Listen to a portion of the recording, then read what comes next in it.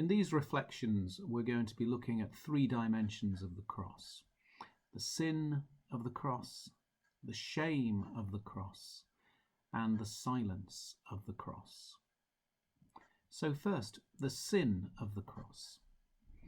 I once knew a woman who wouldn't come to church on Palm Sunday because she couldn't stand, she said, to be asked to shout, "Crucify him."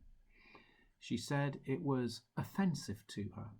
Such sentiments were alien to her and beyond the realm of possibility for her. She missed the whole point. Scripture is clear that human beings in the archetypal Adam and Eve story were created to live forever with God. No liver spots, no wrinkles, no sagging skin, because they ate from the tree of life. Born for loving relation with one another and God. But the fact is, we die. So what happened? Genesis tells us sin happened, that another love crept in and took over that love for God and one another. The love that stealthily crept in was self-love, relentless, voracious self-love.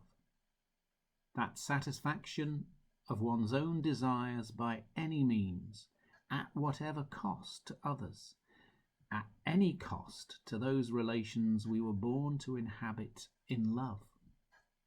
In short, sin with a capital S happened.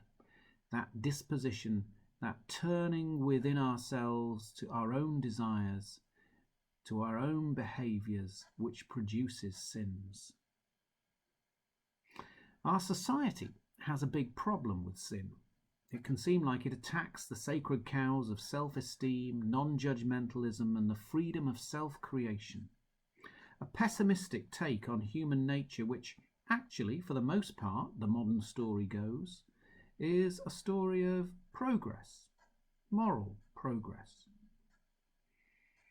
I don't think one has to look very far to see the prevalence of sin in our world. Try the papers. Try driving. Try discussing who's responsible for coronavirus. Or more widely, if the modern story is accurate, then why don't we have peace rather than war? Why don't we have racial harmony rather than racial animosity? Why are children poor, abused, neglected, malnourished, sick? Sin, generating a cycle of selfishness, rapacity, indifference, greed, and vengefulness. But still, the modern storyteller might retort, "You're too sweeping in suggesting we're all sinful.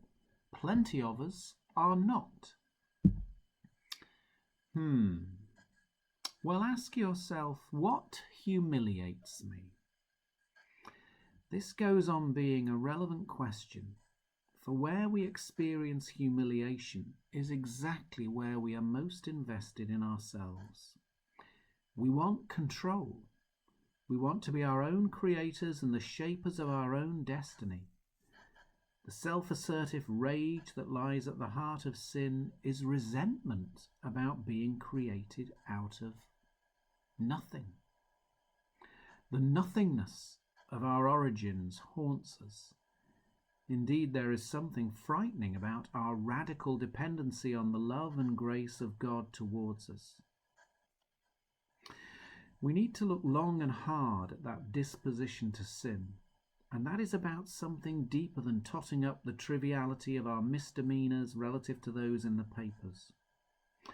No, the way to look long and hard at that disposition to sin is by reflecting upon the meagreness of our loving, its thinness, its superficiality. Another reason our society has a problem with sin is that human self-betterment is a major theme in our culture. The advice we get is, you need to make better choices. You need to get your act together. We appeal to our rational minds, our wills. It doesn't work. But that fact doesn't seem to bother anyone. The advice columns, the pep talks, the self-help books just keep coming. The reality of the human condition is that, for the most part, we cannot control ourselves or make good choices, at least not when it really counts or consistently. It is a picture of humanity we wish were untrue, but it is a reality. In John's Gospel, chapter 8, Jesus puts it like this: "Everyone who commits sin is a slave to sin. So if the Son makes you free, you will be free indeed." Self-improvement can only take us so far because it takes place within the prison house of sin. What Jesus says the Son offers is deliverance from the prison altogether, with new life to go with it.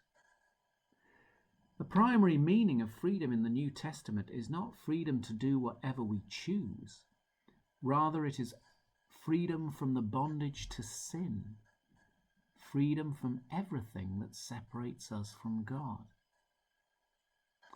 And this brings us to the cross, because the paradoxical heart of the cross in relation to this is that the one who is without sin all his life enters its prison house and springs the lock. In the Passion of Matthew, the high priest says to the people, "You have heard his blasphemy. What is your judgment?"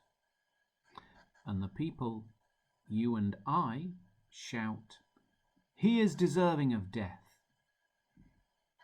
That's what we tend to say, isn't it? He got what he deserved. But what does the cross say? The cross says that the one person who didn't deserve to be crucified is the one who was. And the cross says something else. It says it should have been us instead of him. This is what is meant by that old phrase, the great exchange. Unpalatable as it is for our self-congratulatory and can-do world, sin is too strong for us. We need external help in our sin.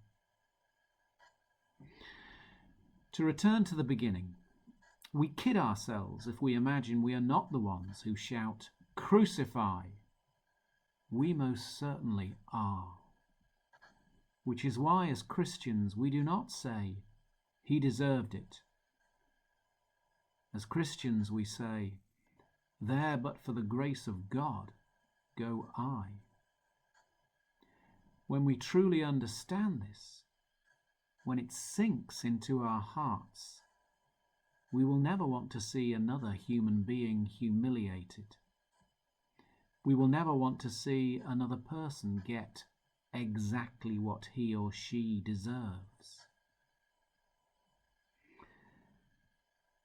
Or in the words of one verse of that hymn, "Ah, Holy Jesus,"